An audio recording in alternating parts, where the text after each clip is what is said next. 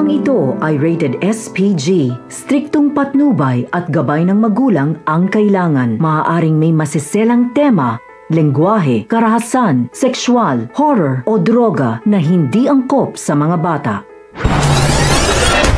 Mga kapamilya, si Tanggol na kaya ang siyang magliligtas kay Mokang upang matakasan nito ang kanyang peking asawang si Ramon na siyang ang tunay na ama ng ating bidang si Tanggol. Yan ang ating alamin sa bidyong ito. Hindi na nga nagtagumpay si Mokang sa kanyang balak na tumakas dahil naabutan siya ni Ramon.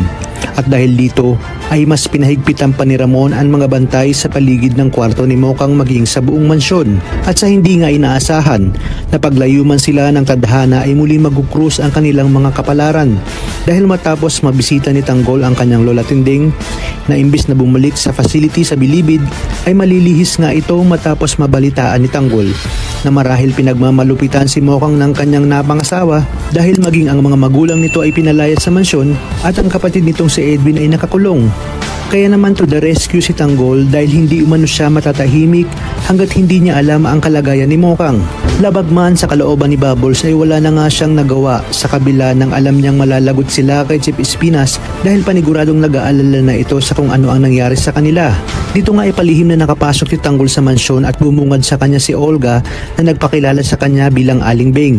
Gagawin lahat ni Olga upang agad na mapaalis si Tanggol sa mansyon dahil batid niyang pag nakita ito ni Ramon ay mauuwi sa wala ang lahat ng kanyang pinaghirapan. Alam kasi ni Olga na kahit hindi magsalita si Tanggol o si Ramon ay agad na matutukoy ni Ramon dahil kamukhang kamukha niya ito ng kabataan niya.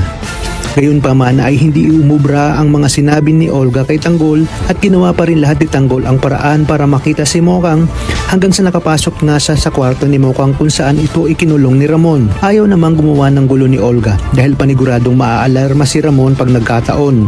Laking gulat nga ni Mokang nang makita niya si Tanggol at hindi niya maiwasang magkahalikan sila ulit dahil sa matagal din silang nawalay. Humingi ng tawad si Mokang at nagpasalamat kay Tanggol. Ngunit sinabi ni Tanggol na kinakailangan na nilang makalabas ng mansyon para di na sila maabutan. Sa inyong palagay, makakalabas kaya sila ng mansyon nang hindi nalalaman ni Ramon o ito na ang itinakdang panahon upang magkita ang mag-ama?